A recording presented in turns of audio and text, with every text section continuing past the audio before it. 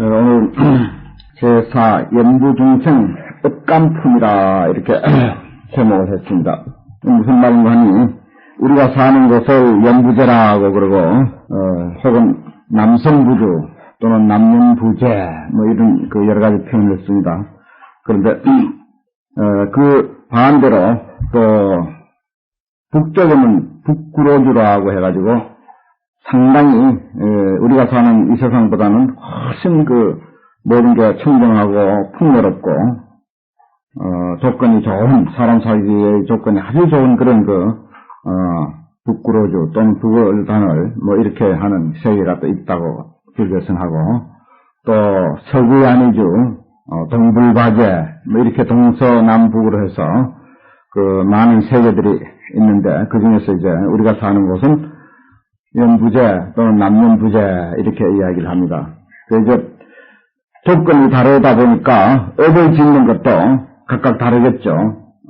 우리가 그 사람들의 차이도 그렇고 한 가정의 차이도 그렇고 또 뭐 직업의 차이도 그렇고 또 같은 회사라고 하더라도 그 부서에 따라서 또 하는 일들이 다 다를 것이고 학교에 근무하더라도 각자 자기 그 맡은 과목에 따라서 다 일이 다를 것이고 그렇듯이 이걸 이제 동업으로 보면은 우리나라에 사는 사람들은 대개 비슷한 업을 짓게 됩니다. 동업이라고 그래요. 한 가지 동자 업이 같다. 그 동업 중생 이러거든요. 그 다음에 이제 동업 중에서도 이제 별업이 있습니다. 각각 이제 업이 조금씩 달라요. 예를 들어서 같은 회사에 근무하더라도 부서 따라서 그 회사에 근무한다 하는 것은 동업인데, 부서 따라서 이제 내용 이제 하는 일이 다르면 그건 별업이거든요. 그래서 불교에서 잘 쓰는 말인데, 동업과 별업이 이렇게 나누어집니다. 그런데, 같은 회사라고 하면은 동업이 되고, 그러나 이제 부서 따라서 또 일이 또 다르죠. 그러면 동업 중에 또 별업이다, 이렇게 이야기하는 거죠. 그럼 또 별업 가운데서도 또 동업이 되고, 그래서 저것이 이제 크게 나눌 때, 또 작게 나눌 때, 또 세분할 때, 또 전체적으로 이렇게 보일 때, 여기에 따라서 이제 그 업들이 같기도 하고 또 세분하면은 달라지기도 하고 그렇습니다. 역시 이제 예를 들어서 착한 일을 한다 하더라도 모두 착한 일을 하는 그런 그 단체라고 생각하더라도 그 모든 사람이 예를 들어서 10명이 단체로 착한 일을 한다 하면 그 10명이 똑같이 착한 일을 똑같이 하진 않아요. 차이가 조금씩은 다 날 거란 말이에요. 같은 점도 물론 있어요. 같은 점도 있지만 또 세분하면은 또 상당히 그 차이가 날 수도 있다 하는 것입니다. 이제 이를 위해서 이번에 우리가 뭐 좀 이렇게 마음을 써서 어디에 뭐 좋은 일 하자. 그래서 10명이 이제 한테 모였다 하더라도 그 하는 일에 따라서 차이가 날 것이고 더 하는 사람도 있을 것이고 덜 하는 사람도 있을 것이고 같은 예를 들어서 뭐 10,000원을 내고도 내가 마음을 어떻게 쓰느냐에 따라가지고 그 10,000원이 상당한 복을 불러올 수도 있고 10,000원 내고도 오히려 10,000원 못 가는 그런 마음을 쓸 수도 있고 뭐 여러 가지라고요. 천차만별입니다.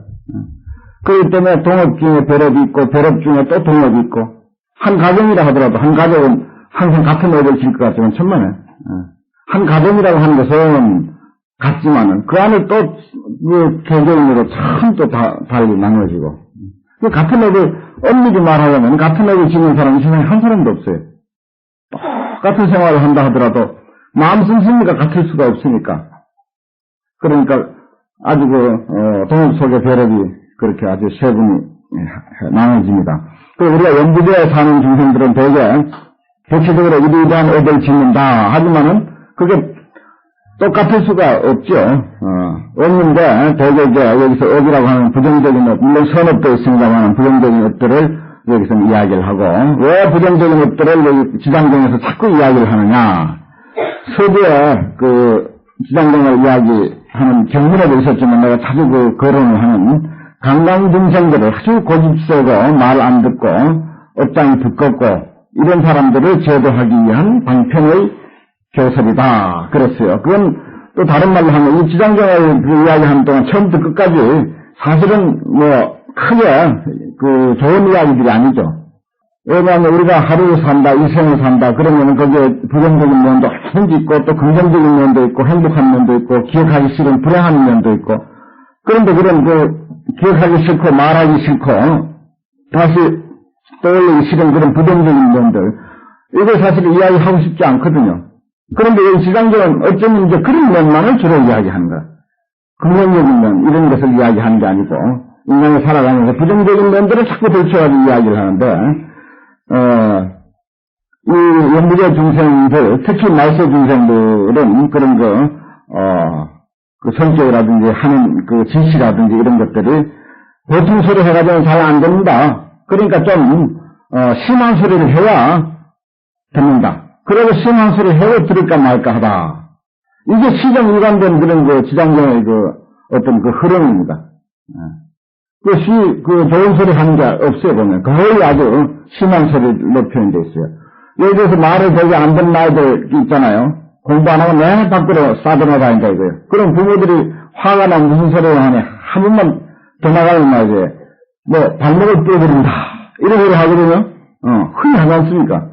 그런데 그렇게 부모가 발목 뿔는 부모가 없다고요. 자기 자식 발목 불어버리는 부모는 없어. 그런데 그런 말을 하는 거야. 그러면 아이들이 심한 표현 하니까 일단은 하여튼 겁을 먹거든요. 일단은 겁을 먹고 그래도 근신을 좀 한다고요. 꼭 발목을 불어서 하는 소리가 아니야. 그냥 하는 소리지. 그냥 하는 소리인데 그런 거 약간 심한 표현, 조금 과한 그런 언사를 쓰거든요. 이 지장기 말하자면 딱 그런 식입니다. 문을 어떻게 후에 파버린다. 이런 소리도 하는데, 문 후에 파버리는 사람이 누가 있습니까?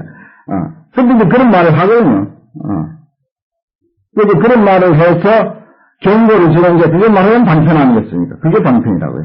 근데 그런 말은 가능하면 안 해야 하고, 안 하고도 돌아가야 되는 것이 우리의 바람인데도 불구하고 세상은 그렇지 않으니까, 그러니까 지장도살 때 막 겁주는 소리 막 하는 거야. 여기 어려운 같은 것도 여기 이제 뒤에 오늘은 그 얘기 안 하고 다음 시간에 보면은 뭘 하면은 무슨 과거를 받는다, 무슨 짓을 하면 무슨 과거를 받는다. 아주 겁주는 소리, 겁나는 소리 그런 게, 나도 한 번만 더 나가라. 나 그냥 발목을 끌어버릴 것이다. 이런 식 표현이거든요. 그동안도 그런 이야기가 수차 있었고 앞으로 또 이제 그런 식 표현이 자주 나옵니다. 그런 분위기인데. 그래서 이런 이야기가 사실은 가정에서나 사회에서는 안 되어줘야 되고, 불교 안에서도 이런 이야기는 안 되어줘야 되는데, 이 말세 중생들이 너무 고집이 세고, 업장이 두껍고, 부드럽고, 무슨 분위기 있는 소리 가지고는 안 통한다 이거야. 아주 자극적인 소리, 아주 가슴에 목을 박는 소리, 심한 소리, 그런 걸 해도 이 면역이 돼가지고 말이지. 들을까 말까다 이거야. 하도 이제 그런데 시달려 놓으니까, 그래서 이제 자주 말씀드리지만 강강중생 아주 뻘새고 말 잘 안 듣고 지고집 지가 살아온 그런 경험과 세상에 얼마나 옛날보다 많이 발전했습니까? 그러니까 이것저것 알 거 모를 거 다 안다고요. 그리고 자기 나름의 어떻게 살아가는 생활 방식, 생활 철학이 다 있어. 누가 뭐라고 떠들어봐야 난 내 살대로 산다 이거예요. 자기 고집이 그렇게 있으니까. 그래서 이제 경에서 이제 강강중생이다. 그런 이야기를 합니다. 그래서 이제 연부제 중생들의 업이 말하자면은 어느 중생이 짓는 업이 여기서 벗어나지는 않겠지만은 특히 이제 연부제 중생들의 업을 이야기하고 그 업 때문에 업감이라고 그랬죠. 감득한다, 느낀다 이거. 느끼는 어떤 과거. 그걸 업감이라고 그럽니다. 예를 들어서 지옥도 소감 지옥이라고 그랬죠. 느끼는 지옥이라. 그 느끼는 지옥이기 때문에 느끼는 것은 사람마다 다 다르다고요. 오늘 날씨가 춥게 느껴질 수도 있고, 따뜻하게 느껴질 수도 있고, 한여름에도 물 추위를 타는 품바에 보면 그런 소리 나오죠. 우리는 한여름에도 추위를 타는 사람들이 하고 그래서 아무리 더울 때라도 매일 추위를 느끼는 그런 정신적인 거죠. 느끼는 정신적인 것이고 개인적인 것이기 때문에 전혀 그게 같을 수가 없습니다. 아주 천차만별이에요. 같은 것은 전혀 없습니다. 그렇기 때문에 그래서 업감이라고 하는 것도 역시 그런 뜻이고 또 소감 지옥이라고 하는 것도 지옥이라고 해서 똑같은 고통도 아니고 사람마다 다 느끼는 차이가 있고 그래서 어떤 고통받는 그런 어떤 세계, 지옥이라고 한다면은 그것도 사람 따라서, 느낌에 따라서 참 그 차이가 나는 거다. 그렇게 이제 우리가 기본적으로 이해를 잘 하고, 그래서 지장정을 봐야지. 안 그러면 지장정을 우리가 그대로 했는 대로, 그대로 말만 쫓아가고 뜻을 도시해버린다면 아주 어쩌면 여기에 마야부인데 보면은, 수합장하고 전례 입회했다. 아주 근심스럽고, 염려스러운, 그리고 아주 마음이 상한 그런 그 마음으로 부처님의 부인, 마야부인, 부처님의 어머니 마야부인이 그렇게, 물러났다. 그야말로 그런 느낌, 근심스럽고 염려스럽고 기분 상하고 마음 상하는 그런 그 경전일 수밖에 없다고요. 그대로 막 액면대로만 우리가 이야기하기로 하면은. 이것을 제대로, 잘 소화를 하면은 사실은, 굉장히 수긍이 가는 그런 이야기들입니다. 이시에 지장보살 마살이 백불언하되 부처님께 고해 말하되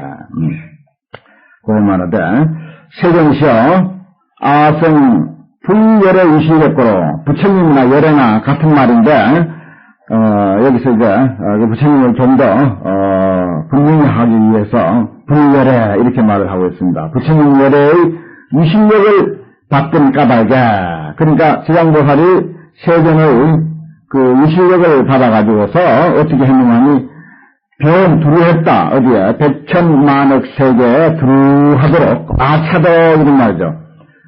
분시신영해서 이 몸을 나눴다 이 말이에요. 말하면 분신했다. 분과 신을 합하면은 백천만억 세계에 어디 지장보살이 없는데 없이 전부 분신을 했다. 그래가지고 어떻게 하냐? 일체 업보 중생들을 구발한다.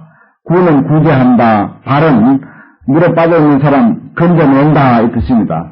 일체 업보 중생들은 우리 참 그전에 어떤 그런 책도 전생에 무슨 어린이 이렇게 많아서 하는 그런 책도 있고 그런데 불교에서는 이제 업이란 말 물론 인도에서 불교 이전에 서가모니 이전부터서 있던 그런 사상이긴 하지만은 부처님이 깨닫고 이 업보설 업사상에 대해서 가만히 관찰해 보니까 이것은 틀림없는 그런 진리기에 그래서 불교에서 받아들여가지고 불교 것이 되어버렸어. 불교 이름이 되어버렸습니다. 사실은 그전부터 있던 거죠. 그러나 부처님의 그 깨달음과 맞아떨어지기 때문에 그래서 불교화 돼가지고 업보하면 어뢰의 불교학설로 그렇게 이제 봅니다. 그러니까 중생을 사랑하는 어떤 현상 그것만 가지고 이렇게 보면은 다시 말해 부정적인 측면을 가지고 보면은 전부 업을 지어서 과보를 받는 그게 우리의 삶이다. 그걸 업보라고 그래요. 업을 짓고 그 업에 따라서 과보를 받는 그런 중생이다. 그러니까 업을 어떻게 짓느냐에 따라서 받는 과보도 여러 가지다 하는 것입니다. 짓는 대로 이제 받게 되어 있으니까요. 그리고 이것은 어떤 생명 있는 사람에게만 해당되는 것이 아니고 모든 존재가 다 해당되죠. 일체 업보 중생들을 구제하고 뽑아 주는 이건 이제 부처님의 유실력을 통해서 지장보살이 그렇게 한다 이거죠. 얍비 열의 대자력 보면 만약에 열의 큰 자기의 힘이 아니었더라면 저 불능자예시 변화입니다. 그 놈이 이와 같은 변화 신통 변화죠. 이와 같은 신통 변화를 능히 짓지 못했을 것입니다. 그러니까 지장보살이 부처님께 감사하는 거예요. 지장보살은 온 세계에 참 지장보살의 화신을 납해가지고 그저 지금 이 시대에 그렇잖아요. 우리가 여기에서 지장정을 설하게 된 그런 그 까닭도 바로 어떤 시대적인 요청에 의한 것이다. 이런 그 표현을 소개했는데 곳곳에 그저 지장보살이요. 그저 지장보살만 모시면 그저 무당도 밥 먹고 산다고요. 그냥 그저 지장보살 그저 지장보살 불러서 천도하고 거기서 어떤 큰 스님도 하더라도 지장보살 모셔가지고 지장보살 천도, 지장보살에 의한 천도를 하지 않으면은 신도가 도대체 오질 않아. 정권만 가지고는. 지장보살, 솔직히 말해서 지장보살을 팔아야 장사가 된다고요. 그러니까 그게 뭐예요? 결국은 지장보살의 원력에 의해서 온 세상에 전부 지장보살 하고 있는 거예요. 그런데 그것이 부처님의 어떤 유실력이 아니었으면은, 나 이 지장보살을 어떻게 그렇게 할 수가 있었겠습니까? 이런 말이에요. 그러니까, 오직 이것은 부처님의 원력으로, 부처님의 의식력으로 내가 온 세상에서 이렇게, 병화신을 놔두고, 곳곳에서 사람들이 내 이름을 부르고, 또 그런 방편을 통해서 사람들이 어떤 삶의 어떤 이익과 바른 길을 찾는 그런 기회를 제공하게 된다. 오로지 부처님의 대자비의 힘이다. 이런 말이야. 그러면 이 명불 부처 가서, 그런 데다가 또, 내가 지금에 또 부처님의 부처님께서 당부하는 거예요. 이렇게 해라. 그리고 지시하고, 당부를 하고, 또 특별한 어떤 명령, 이런 것들을 내렸으니까 부처님의 그런 부처를 입사와, 아일다 성불인데히, 아일다가 성불할 때까지, 아일다는 무력보살을 말하는 것입니다. 무력보살을. 그럼 무력보살이 이제 있다가 56억 7천만 년 후에 성불해서 무력불이 이제 이 세상에 이제 출현하는 걸로 그렇게 되어 있죠. 그럼 그 시간이 얼마입니까 도대체가? 우리가 계산해서 56억 7천만 년인데, 부처님 지금 열반하신 지, 기껏해야 거기다 보면 3천년밖에 안 되는데, 3천년하고 56억 7천만 년하고 도저히 비교가 안 되는 거죠. 그러니까, 그렇게 오랜 세월 동안, 지금부터, 무력 부처님이 성불해가지고 이 세상에 와서 중생 교화를 할 그 시기까지, 그때까지 육도 중생들을 하여금 해탈케 하는 일, 육도 중생들을 건지는 그 일이 전부 누구의 일인가 하니 지장보살의 일이다 이거요. 육도는 지옥, 아기, 축생, 인도, 천도, 아수라, 혹은 또 오도라고 해요. 천상하고 아수라하고 겹쳐가지고 오도라고 하고, 또 육도 중생이라고도 하고 그럽니다. 그럼 다정다양한 그런 삶을 살아가는, 축생이라든지, 아기라든지, 지옥이라든지, 이런 데 있는 그런 중생들로 하여금 해탈케 한다 이거요. 부처님의 부처를 밟고, 그래 부처님의 의식을 가지고 내가 이렇게 하고. 그러니까, 유언세전은 유언불유래 하소서 원컨대, 오직 원하면 세전께서는 염려하시지 마십시오. 염려하지 말라 이거요. 그러니까, 부처님의 또 무력교 하는 사람들은 이제 서가모니의 교화의 때는 끝났다. 이제 무력 부처님 시호가 그런데, 그거는 이제 56억 7천만 년 이후고, 그럼 그동안은 지장보살의 담당이다 하는 그런 이야기인데요. 지장종에 의하면요. 그 내용은 그거잖아요. 지금까지 그렇게 했고, 또 부처님이 특별히 내는데 부탁을 하고, 명령을 내리고 부처를 해가지고, 무력보살이 성불할 때까지 이 육조 중생을 해탈케 하는 일은 오직, 나대가 하라고 했고, 또 내가 그렇게 할 원력이 있기 때문에, 부처님은 염려하지 마십시오. 이렇게 이제, 지장보살의 부처님께 그렇게 말씀을 드립니다.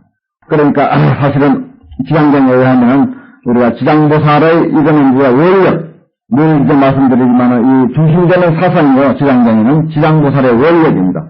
그럼 여기서 업을 이야기하고, 한편으로는 지장보살이 나와요.